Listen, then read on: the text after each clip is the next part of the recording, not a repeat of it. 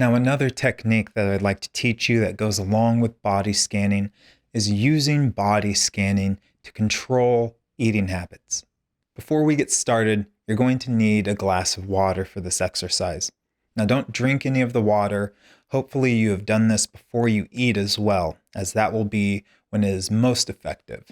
So, grab your glass of water, pause the video, and we'll get started here shortly.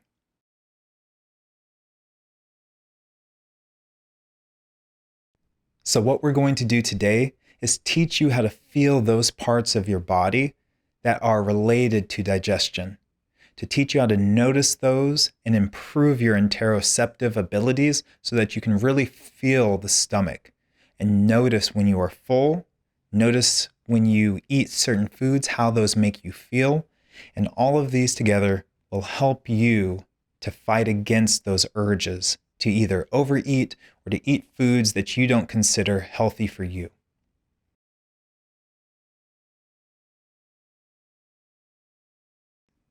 Grab your glass of water, and if you can, drink the entire glass. If you cannot, just drink the amount that you can.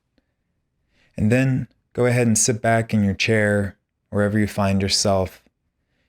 And again, return to the stomach. And it may take just a bit, as it takes a little bit of time for you to tune that focus to that one point. But just begin to notice the breath again, feeling it up in the chest.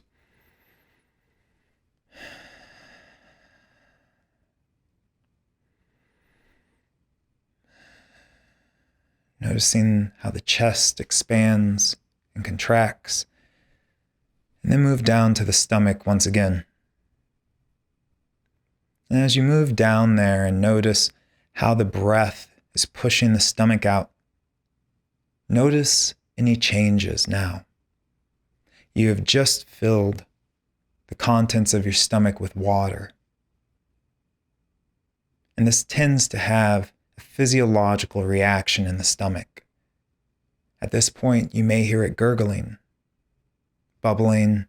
You may feel it vibrating, or you may notice other changes to the stomach, like how full you feel.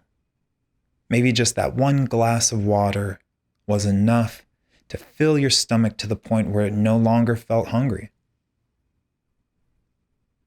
Maybe you notice how empty it was at that point, and maybe how you could eat more sporadically throughout the day to give yourself little bits of that energy. Because after all, the stomach wants energy to keep your body going. But if you're eating in huge meals in between, it makes it a lot more difficult for your body to regulate that.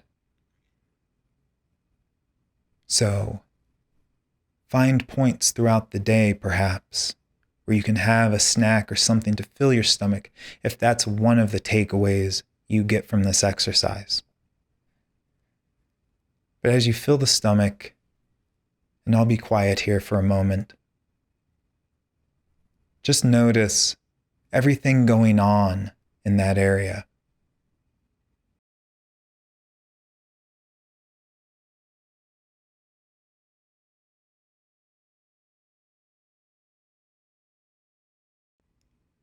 And as you notice these changes, the difference in stimuli, maybe you can feel a little more than you even thought you could. Maybe you struggled with this exercise and you couldn't feel anything, and that is okay. Again, this is a skill.